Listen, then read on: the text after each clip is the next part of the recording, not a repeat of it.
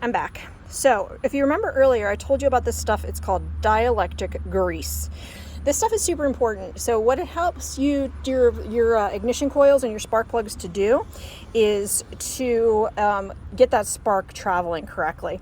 So what I learned from my brother is that this part right here, we need to add a little tiny bit. We do not need a lot. But if you see those little green things, they will connect to the spark plug, which is down in there, which you probably can't see, but they see that deep well. And that'll help your ignition to fire the way it's supposed to. So if you'll take a look, that's number 1, number 2, number 3, and number 4. Now this number 2 right here, a little harder to see. Last time I was working, it seemed to me that there was a bit of liquid down in there, and that's not how that should be. And it does still seem a bit discolored, and that could be part of my problem with my engine. This shouldn't be filled with anything, and so part of the misfires that are happening between the spark plug and these ignition coils could be a leak somewhere. Now, you're going to ask yourself, why, Melanie, did you bother doing this to yourself? Well, warranty on this car. I got it used. My other car, which I can share pictures of if you're interested, it got smushed by a tree in February, and it had just gotten a bunch of work done. It was a 2014 Rogue, so a little bit newer than the one I have now. This is a 2009. But the fact is, even though it ran great, you can't drive a squished car. It literally got smushed. So I had to find something new that was paid for by what the insurance gave me for my other car. So I ended up with this one, and therefore I have to make it work because that's what I can afford, and I'm sure I'm not the only person in this world that is like that. So let me turn this back around. This is that coil again. It's not really that big. If you take a look, that's my thumb nail.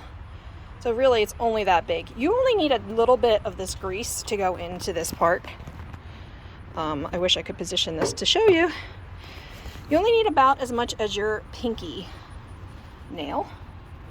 So I'm just going to go ahead and put some of this in here.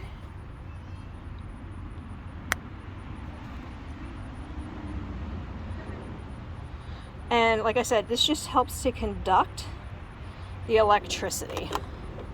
So very little bit. Kind of reminds me of Vaseline. But this is just going to go right back into here. And when it gets in there, it's going to connect to the actual spark plug. I'm going to plug this back in because this is supposed to be plugged in. Let me put you down for just a second. And you heard that click. And then I'm going to push down. Oh, so shiny and new. I'm going to take this bolt. We're going to bolt it back in. That's it. This whole job is all about plugging the wires back in, tightening everything down. I don't know if you know anything about a socket wrench. This one has got some torque to it. So, well, it's not a torque wrench though, but it is a ratchet wrench. And by flipping that little switch, you should hear it, sir. There we go. I'm actually going to start it by hand here. Righty tighty, lefty loosey, for those of you that don't know. We get it started by hand, and then it's way easier. Sorry. Let's actually go in the correct direction. Sometime today. All right, I'll be back.